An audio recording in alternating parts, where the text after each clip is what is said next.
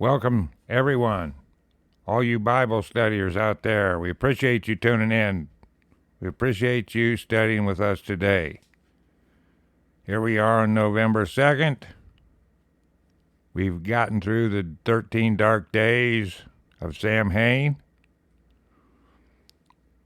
We are now still in the book of Acts.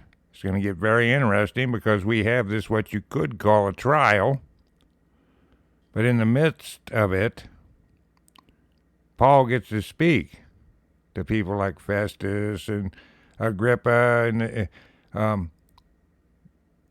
this is exactly the way the Lord wanted it. He wanted someone to testify before the great men of the earth. Okay? So this is going exactly the way the Lord wants it to go. And it is a rough ride. And Paul knew that it would be a rough ride. And anytime you're talking to people that don't know the Lord, no matter what level of that they're on, no matter what their deception is, why they don't know the Lord, whether they haven't heard about him or whether they just deny him, whether they have a political agenda that worshiping Christ does not fit, no matter what it is, it makes it rough. And this is no exception here in this, what we could call a trial of Paul, as he's getting accused. But he does get to answer for himself, and he gets to appeal to Caesar. How about that? World power. So here we are in the book of Acts, written by Luke. Luke is still traveling with him. We're in chapter 25, and this is verse 1. Now when Festus was come into the province, after 3 days he ascended from Caesarea to Jerusalem, to then the high priest and the chief of the Jews informed him against Paul, and besought him, and desired favor against him, that's against Paul, that he would send for him to Jerusalem, laying wait in the way to kill him. All right? So they have no respect for the judicial process here. There is no respect for the trial, no fair trial, no, doesn't matter what kind of defense Paul says. They are going to try to set him up and kill him. And that is a conspiracy, and that's against the law of Moses. When the law breaks the law, there is no law. Okay, so that's just that. They're going to try to send him to Jerusalem and kill him on the way. All right, in 4 it says, But Festus answered that Paul should be kept at Caesarea, and that he himself would depart shortly thither. 5, Let them therefore, said he, which among you are able, go down with me and accuse this man, if there be any wickedness in him. In 6, And when he had tarried among them more than 10 days, he went down unto Caesarea, and the next day, sitting in the judgment seat, commanded Paul to be brought. And when he was come, the Jews which came down from Jerusalem stood round about, and laid many and grievous complaints against Paul, which they could not prove.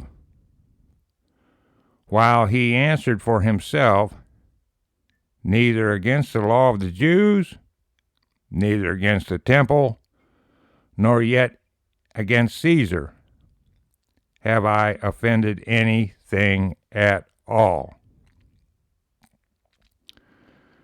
But Festus, willing to do the Jews a pleasure, answered Paul and said, Wilt thou go up to Jerusalem, and there be judged of these things before me? Question mark. Then said Paul, I stand at Caesar's judgment seat, where I ought to be judged. To the Jews have I done no wrong, as thou very well knowest. Period. For if I be an offender or have committed anything worthy of death, I refuse not to die. But if there be done none of these things whereof these accuse me, no man may deliver me unto them. I appeal unto Caesar. In 12. Then Festus, when he had conferred with the council, answered, Hast thou appealed unto Caesar? Unto Caesar shalt thou go, period. 13. And after certain days, King Agrippa and Bernice came unto Caesarea to salute Festus. And when they had been there many days, Festus declared Paul's cause unto the king, saying, There is a certain man left in bonds by Felix, about whom, when I was at Jerusalem, the chief priests and the elders of the Jews informed me, desiring to have judgment against him. To whom I answered, It is not the manner of the Romans to deliver any man to die before that he which is accused have the accusers face to face and have license to answer for himself concerning the crime laid against him. Period. Okay. That's one we're in danger today, folks. There's people that aren't getting this chance. This is really not far from the law of Moses. Okay? Where people can answer for themselves and have a chance to call witnesses. And the Jews want none of that. They want him dead. Okay? So, who is the criminal here? That's the question. All right. 17. Therefore, when they were come hither, without any delay, on the morrow I sat on the judgment seat, and commanded the man to be brought forth. 18. Against whom, when the accusers stood up, they brought none accusation of such things as I supposed, but had certain questions against him of their own superstition, and of one Jesus, which was dead, whom Paul affirmed to be alive. And because I doubted of such manner of questions, I asked him whether he would go to Jerusalem, and there be judged of these matters. But when Paul had appealed to be reserved unto the hearing of Augustus, I commanded him to be kept till I might send him to Caesar. 22. Then Agrippa said unto Festus, I would also hear the man myself. Tomorrow, said he, thou shalt hear him. Okay, so now he gets to listen to Paul, and this is more of spreading the gospel here. 23, and on the morrow, when Agrippa was come, and Bernice, with great pomp. Okay, does everybody understand that word? That's the royal glamour and actually military, all that mixed together. Pomp. It's a royal word. And was entered into the place of hearing with the captains, with the chief captains, and principal men of the city. At Festus' commandment, Paul was brought forth. In 24, and Festus said, King Agrippa, and all men which are here present with us, you see this man, about whom all the multitude of the Jews have dealt with me, both at Jerusalem and also here, crying that he ought not to live any longer. 25. But when I found that he had committed nothing worthy of death, and that he himself had appealed to Augustus, I have determined to send him. 26. Of whom I have no certain thing to write unto my Lord, wherefore I have brought him forth before you, and especially before thee, O King Agrippa, that after examination I might have somewhat to write. 27. For it seemeth to me unreasonable to send a prisoner, and not withal to signify the crimes laid against him. Okay? So, like I said, this battle goes all the way back to Jerusalem, where he was shut out of the temple and they wanted to murder him. Okay, let's look at that for a minute. See, there's no steps leading up to the Herod Temple. Look at all the sketches of it.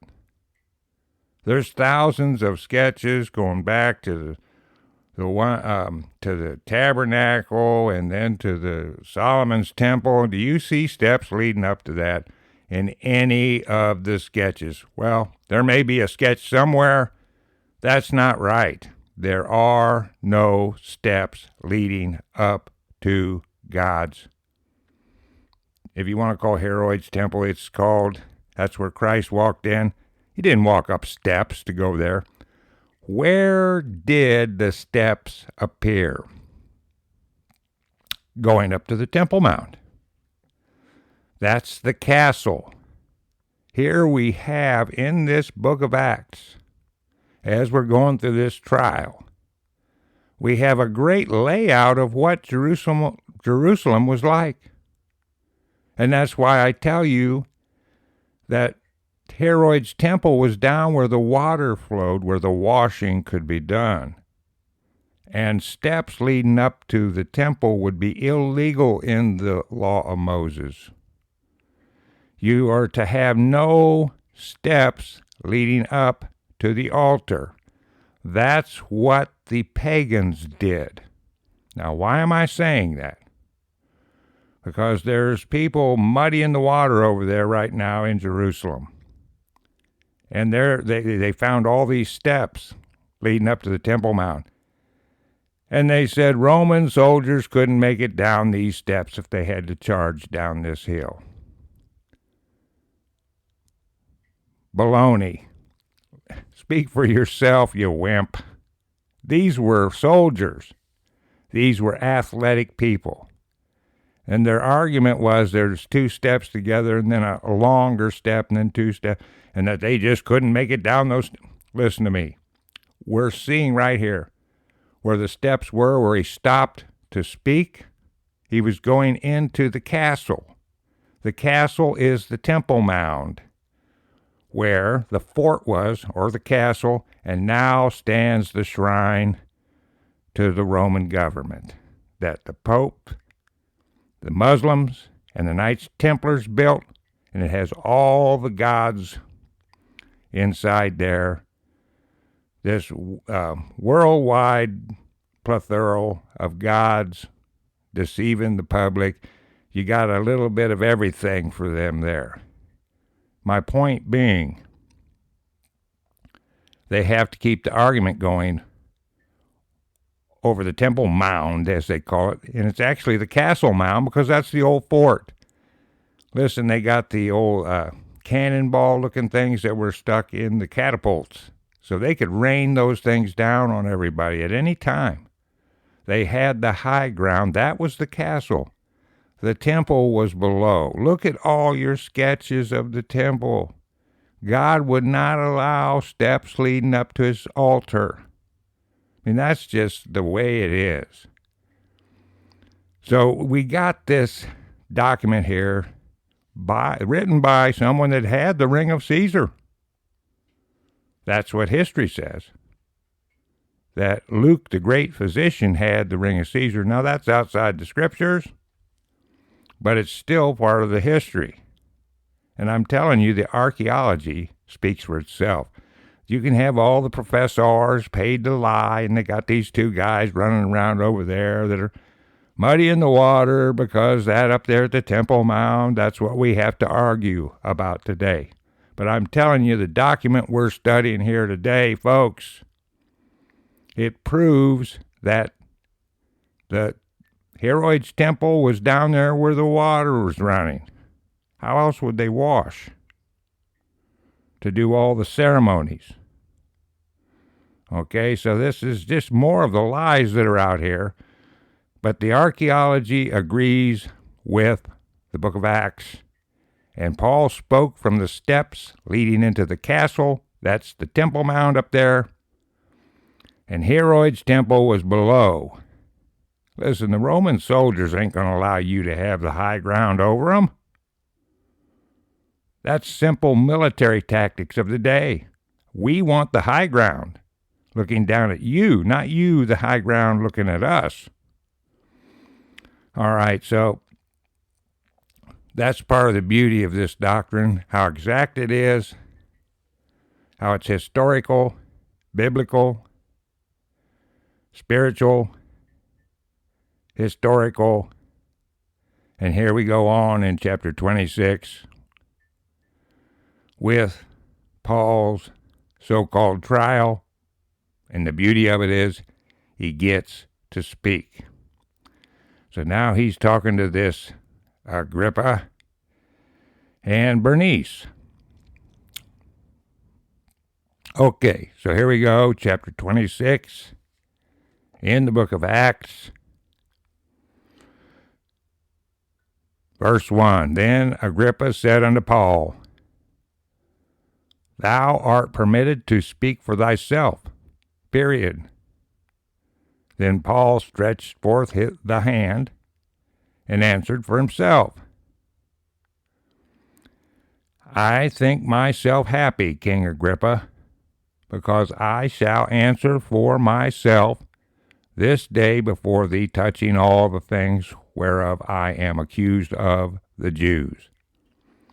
All right, that's a big deal. And again, today, in the United States of America, there are people that cannot get this. They are being held back from having their proper trial.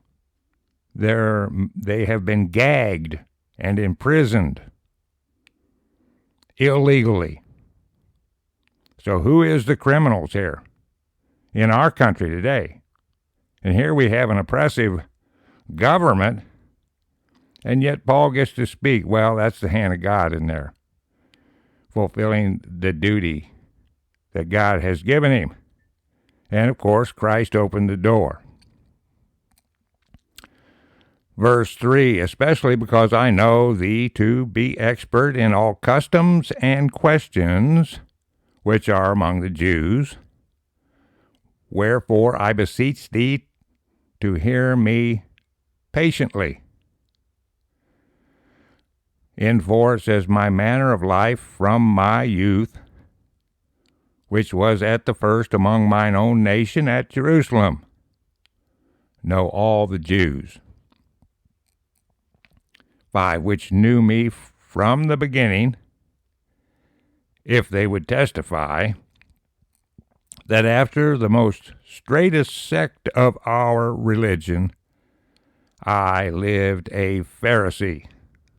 Okay, see, and this is why they're attacking him viciously. Now, they attacked all the rest of the apostles also. No questioning that. But he was really, he got buffeted the worst.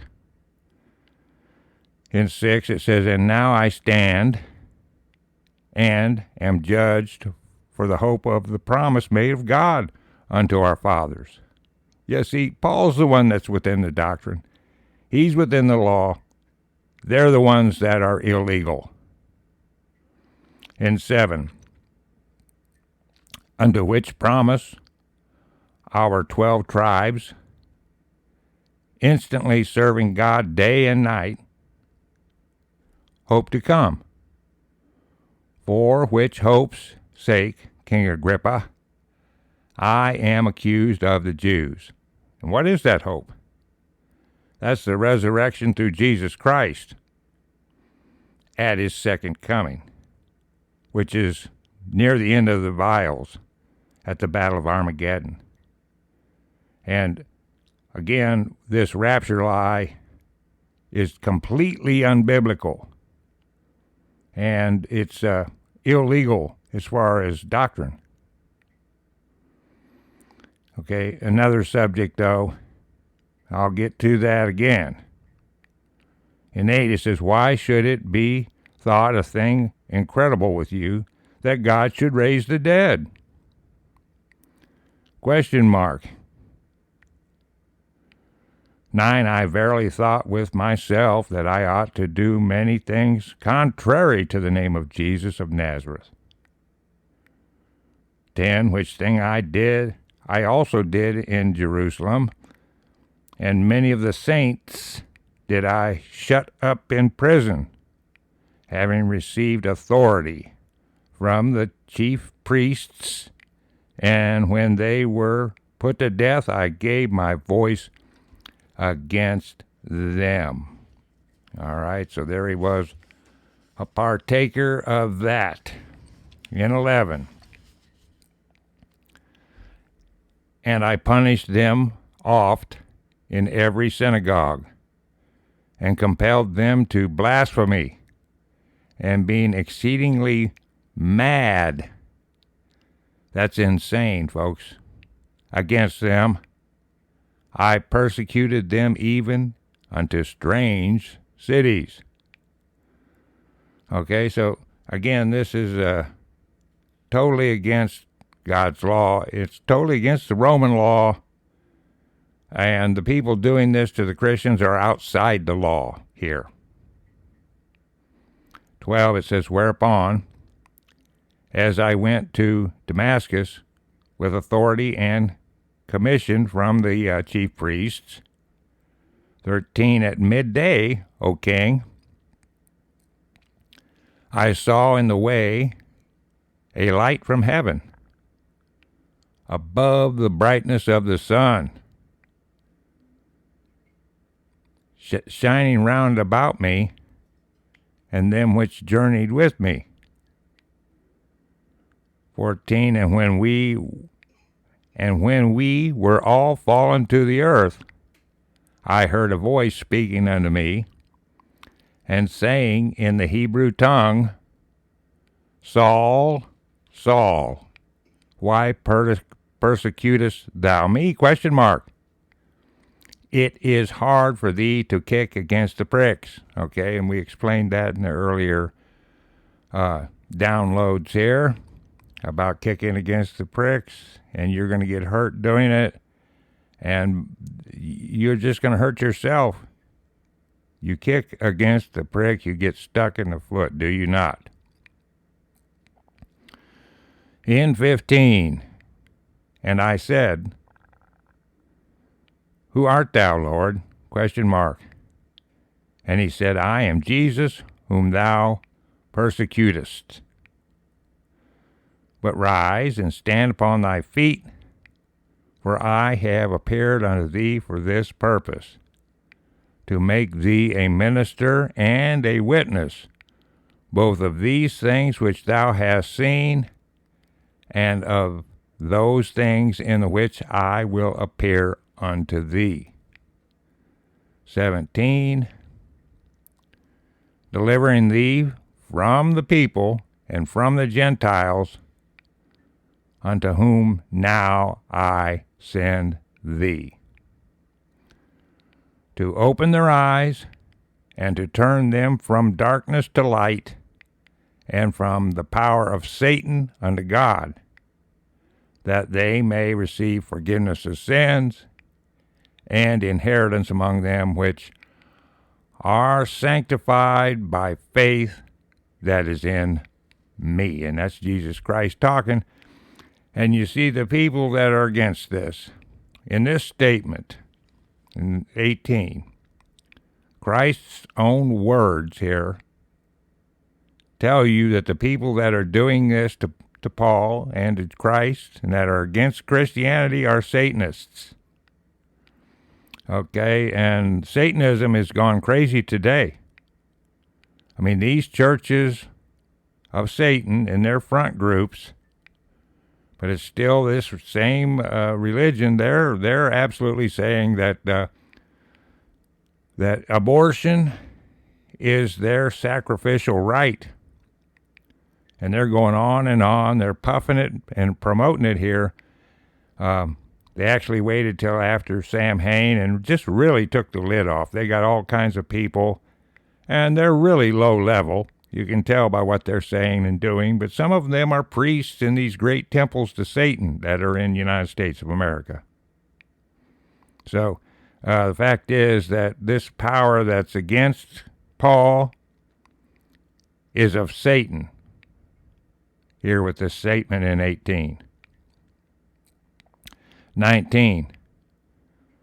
Whereupon, O King Agrippa, I was not disobedient unto the heavenly vision, but shewed first unto them of Damascus, and at Jerusalem, and throughout all the coasts of Judea, and then to the Gentiles, that they should repent and turn to God, and do works meet for repentance. Okay, so again, all have sinned, come short of the glory of God, and we all need to repent, but not according to the Satanists. They think they're right over the target, so they're in big trouble. And that goes right along with these people in this temple here, the Herodian temple, and how they have the doctrines, the three big doctrines, the Zohar, the Kabbalah, and the Talmud. And then we're getting the fruit of that on the other side today. We just are. This is the year. 2023 is the year for their great Antichrist. Okay? All right. 21. For these causes the Jews caught me in the temple and went about to kill me. All right, so that's the incident I'm talking about. The temple is below the castle. The steps that he spoke on as he was going in there are there in archaeology. They're flipping that around like they are everything else. And they have these two, and they're themselves are not archaeologists, but they're going around, they're speaking to all these so-called archaeologists, and they're muddying up all the water. Listen, the Bible here, the book of Acts, it explains where the fort is, the castle, and where the temple is. So here is the about where they shut the door and went to kill him. And why is that? Because in their insanity, in their mixture of Satanism with their worship of whatever gods they're worshiping, they don't want to spill blood inside the temple. That's supposed to be illegal, which, so they shut him out of the temple and then went to kill him. And it was Rome that came down and rescued him. Notice they came down. That means they charged down those steps that these two muckety-muck speakers say that the soldiers could have never ran down those steps. It's amazing what kind of lies they tell. Like saying the guy in Revelation 6, he's a peace agreement guy because he don't have no arrows for his bow. The man on the white horse. Oh, it is so insane what the Christian community is saying today. It is just obscene, the things that they're coming up with. They're attacking the Bible, splitting the Bible up. They're destroying people. And attacking the doctrine, it's horrifying. Anyway, on we go in this history by Paul.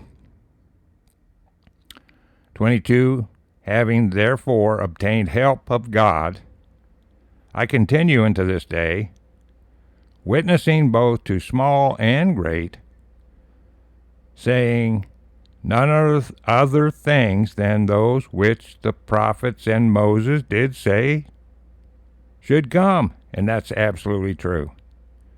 Like I said, you can't deny Christ and say you're going by the Bible. It's just impossible. And that's what those... Oh, here's another one. This new Messiah, this false Messiah over there, they have another name that they use. It's a Torah, but it's about him. So they've muddied the water there, saying, well, he's going by the Torah. And it's actually a history of this 33-year-old person's life here. So they're muddying the water there. So when they say Torah, beware which Torah they're talking about. This was all prophecy back in the Old Testament. You cannot know the Father without knowing the Son. It's absolute insanity to say you do. And they do know their Father. They do. I'm talking about the rabbis, the Pharisees. They know their Father. And their covenants with hell and death. And their father is the devil. 23. And this is all prophecy that was in the Old Testament, that Christ should suffer and that he should be the first that should rise from the dead and should shew light unto the people and to the Gentiles. So that all came true. That is the real Bible. That is the real doctrine. And you cannot separate the Old and the New Testament. The two things work together, period. So he's telling you, I'm not going out of anything but the prophets and Moses here to convince people. And he, like I said, he studied under the feet of Gamaliel from the young man up, and he's well equipped. He's well equipped to defend God here. All right, 24. And as he thus spake for himself, Festus said with a loud voice, Paul, thou art beside thyself. Much learning doth make thee mad. And that's, like I said, that's not an angry term in Old English. That is a insanity name, mad. 25, but he said, I am not mad, most noble Festus, but speak forth the words of truth and soberness. So there you are. He's not under that spell, that drunkenness. He's involved in the truth. Okay, 26. For the king knoweth of these things, before whom also I speak freely. For I am persuaded that none of these things are hidden from him, for this thing was not done in a corner, and that's true. This is not a secret doctrine. We'll leave that for Manly P. Hall and Madame Blavatsky and their secret doctrines. Okay, and Alice Bailey. All those are New Age promoters for the public. Okay. 27, King Agrippa, believest thou the prophets? ? I know that thou believest. 28, and Agrippa said unto Paul, almost thou persuadest me to be a Christian. 29, and Paul said, I would to God that not only you, but also all that hear me this day were both almost and altogether such as I am, except these bonds. So he's not saying he wants you in prison, he's saying he wants you to know Christ. In 30, and when he had thus spoken, the king rose up, and the governor, and Bernice, and they that sat with them. And when they were gone aside, they talked between themselves, saying, this man doth nothing worthy of death or of bonds. 32, then said Agrippa unto Festus, this man might have been set at liberty if he had not appealed unto Caesar. Okay? So there is the prophecy that he was to go to Rome. All right? Now, again, these people that are promoting the rapture, and I mentioned Alice Bailey, and I don't want to leave that just laying, because this was a New Age promoter, and this is old. She talked about the people that wouldn't evolve, that wouldn't grab on to the witchcraft of the New Age, and how they had to be killed. Now I go back to your rapture lie. You don't hear Paul talking about some rapture, do you? They go right into Thessalonians, cut that sentence in half. They say that they're rightly dividing the scriptures as they cut a sentence right in two. In Thessalonians, where he tells you that the day of the Lord is a 1-2 punch. He tells you that the Antichrist must come first. He tells you that the day of the Lord is not hidden to those that know. You will not be caught as a thief in the night. That's for the children of darkness. But Alice Bailey promoted this. She called it causing us to pass on, see, where we wouldn't evolve. We wouldn't evolve, so we have to be sent into the next dimension. Now, what's she saying? What was Alice Bailey saying? She's saying we got to die. Now go back to this rapture lie that's being promoted by this Christian community. And most of those people that are doing that belong to one secret society or another. This is, when they're saying the rapture lie, they're agreeing with Alice Bailey that these people have to be sent into the next dimension. It's amazing to see this stuff come back here as we're about to see the appearance of the real Antichrist, not the phony one that's over there now, not the guy with the beard that looks like Hank Williams Jr., not that guy. I'm talking about the real Antichrist. So this is what's going on. I'm comparing it to all these lies that are being pushed against Paul here, because that's the tool that the devil uses. He uses the lie against the truth. And they believe in their lies, folks. They just do. So any of that New Age quantum leap and getting rid of the people that won't evolve with Alice Bailey, all that can be researched. That's not hidden anymore. There's so much of it being pushed as a good thing. Yeah, we have to have our abortions. And here's what's worse.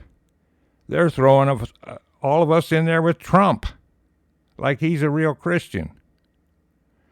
Does anybody really believe that during the election that Dobson, who's a cult member himself, a severe cult member, high-level cult member, came out of retirement just to save Trump? Yeah, right.